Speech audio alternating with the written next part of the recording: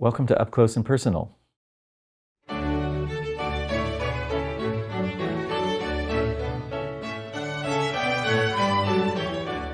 Jeffrey Kahane. I have the privilege of being Conductor Laureate of the Los Angeles Chamber Orchestra, where I served as music director for 20 years.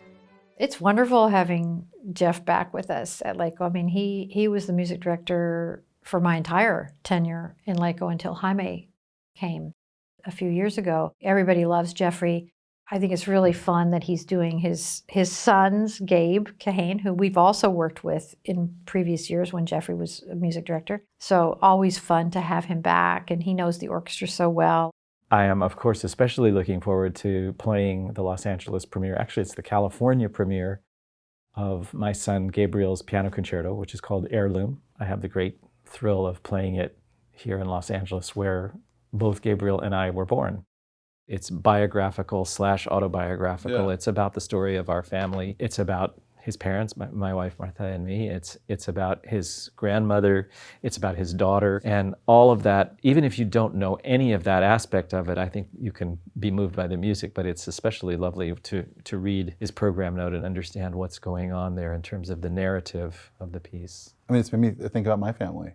I started studying it, and it sent me to places where I was like, oh my gosh, like, you know, it's the kind of piece where you open it and you start to question your relationship with your parents also. You're like, oh wow, you know, like I'm studying a piece not thinking about my family because I'm thinking about your family. I feel like Heirloom is the kind of piece that anyone could really be affected by and be moved by. And it feels both somehow rooted completely in the history of classical music and also of this moment for sure.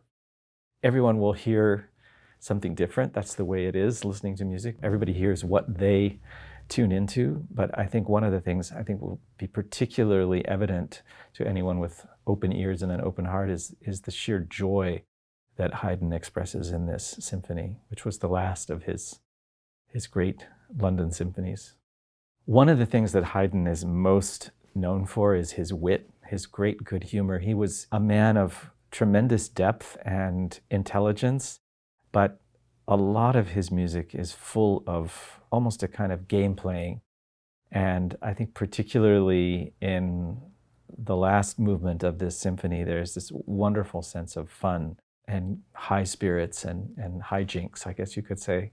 I chose 3 pieces that I think represent the whole gamut of Rameau's emotional range. The Overture to Zaïs, which we're starting with, is extremely dramatic.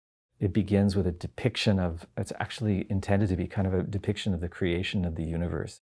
The second piece we're doing, which is the Entrée de Polymnie, the entrance of Polyhymnia, is really one of the most moving and beautiful and touching pieces. 3 of these pieces come from his operas. And finally, we're doing these 2 very short and dazzling dances called Tambourin, or tambourines, from Dardanus.